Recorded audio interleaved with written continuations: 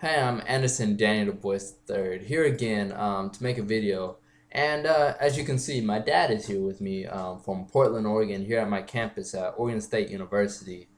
Um, and the reason why he's here is because I would like to take out this moment to thank the fathers everywhere around the United States of America, specifically the African American male fathers. Um, we should definitely take out the time to thank them, even though it's not Father's Day, even though it's not their birthday. We should take out the time to recognize them and just give back to them. Let them know that we care for them. I have no shame in telling my dad, I love you. I have no shame in thanking him for all the things that he's done for me, keeping my back, helping me to get here, teaching me all the things that he has, so I can be the educated man I am, young man that I am. And so to start this off, I would like to ask my dad, um, what is the issue facing black fathers and their children? Well, first of all, I'd like to say I think you're doing a good job down Thank you, thank here. you. I think the issue that is facing black families, black fathers, is that there's a disconnect problem. I think that uh, it's very difficult for fathers to be a part of their children's lives, males and females. And I think that um, fathers need to do the best that they can to impart who they are and what they believe to their children and just be a part of their lives. I think the issue is fathers, the absent black father in the black family. Okay, and then to add on to that, just to add a little historical context, some things I learned from my family, my father, and just getting my education here at Oregon State University. I've learned that in the African diaspora, actually slaves were taken, of course, from Africa to America, and they were already separated from their families. So you have the fathers just right up front, like just separated. And then what you have is the reason why they separated them so thoroughly is that so that they wouldn't be able to share the same language. They wouldn't be able to communicate. They weren't allowed to communicate. So it becomes so much harder to rebel or riot against the slaveholders. And then once you do get there, of course, you're there with people who are different culture, different language. They still have those variations in appearance. And so what happens is once you do get there, the conditions of slavery was that the conditions of the children in slavery followed the mother, not the father. So if the father gets free, he goes off. He cannot buy his children out. He cannot buy his wife out unless their slaveholders say this can be done. Now the mother gets resold somewhere else, or they stay with their kids, or the kids get sold somewhere else. But also because even if the fathers didn't get free, if somehow they were able to make a family, because the fathers were more valuable as men being considered in America, that men were more valuable because they could work harder. They were more likely to get sold off to somebody else when they weren't needed anymore, or where somebody else had a higher price for them. So that's why it's been hard to create and keep black families together, and the media doesn't really help to fix that. You see the image of black males. I can't really say black men because they still act like boys. You see them with kid backpacks like Spider-Man and Superman. No, that should be for elementary kids. Either way, it doesn't reinforce, holding a strong family, because the image of the men, the boys, the guys with the girls, is there's no respect in there, as my father was saying. Um, so going up to the next question, what if there's anything you can say to the black fathers just out there right now, what would you say as inspirational words or advice, or what would you say?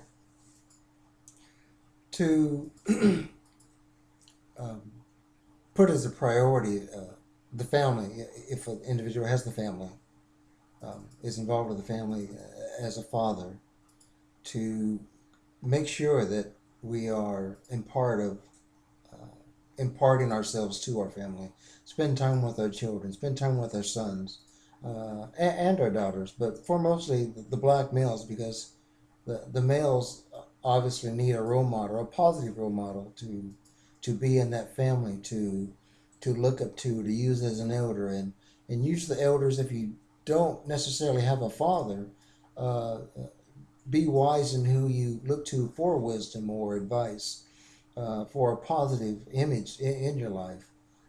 But if you have a father, seek him out, um, and just communicate with him. Ask him those questions that you have. You know, Dad, I'm getting ready to start a family. What do you think? What do you think I should be doing? What do you think I should be thinking? Get back to those communication routes that was so easy to avoid. Is just not have that communication link to your parents. Gotcha. Okay. And then what would you say for the kids, the young kids interacting with their fathers, for those kids who are seeing their fathers who are close with them, and for the kids who might be seeing their fathers who are a little bit distant. Um, I believe that everyone has their expectations about how they view a family should be. I think they gain that perspective, from an early age. But not to be so hard on our parents, because you have expectations and your parents aren't meeting, our fathers aren't meeting that expectation. Don't be so hard on the fathers. Everybody's not perfect, um, but I think most fathers do want to try to be the best person that they can to their family, to their children. Um, don't be so hard on the parents. Give them a break. Be understanding that the fathers are trying, and the mothers are trying, and um, lighten up. Definitely, definitely. So I would like to thank you again for coming down here. Just spend the time with me, not just for this video, but just spend this whole weekend with me. This Yeah, it's that's fun. great. It's good. Um, Thank you for inviting me down. yeah, yeah, yeah. So what I want you guys to do, if you can, just send me a video response with your father. Tell me, how it is. What we can do as a community, as just people in America. How can we, put up see more of this? How can we do that? Send me some comments. Tell me what you think. Tell me what you like. Like it on Facebook. Also, just share this with your friends if this inspired you. Whatever made this however this made you feel, just let me know. Speaking of comments, I love all of the comments I got, including those from Gamer 84284. Sorry if I got that wrong. Tell me that it sucks. I mean, yeah, it's not exactly the most positive comment, but it does keep me humble for one, and for two, it's cool. I'm glad that my video is getting seen. I'm glad I'm getting some kind of response. Um, it definitely knows that reminds me that there's other people out there with different opinions. Just next time, tell me why you think it sucks. Don't just put out there it sucks. Don't do it again. Um, okay, to Drunk Fog 13, do I have a BF? I'm assuming boyfriend here. No, I'm straight completely, and I'm not just saying that my dad's here, but no, seriously, I'm straight. I don't flirt. No, no. Um, fat boy, fat bag 7, or yes. You made a comment that I'm delicate, and I'm gonna guess that goes wrong with the BF thing. I don't know what's going on here. I don't mean to come off that way. It's just me. Get used to it. I'm not. Yeah. And thank you for the comment on my skills. My opinion is that yeah, everybody seems deep, but whenever like you said, whenever you get down into the grit of it, whenever you share your own personal feelings and get into what's true, it's naturally deep. Thank you. Send more comments and let me know what you're thinking.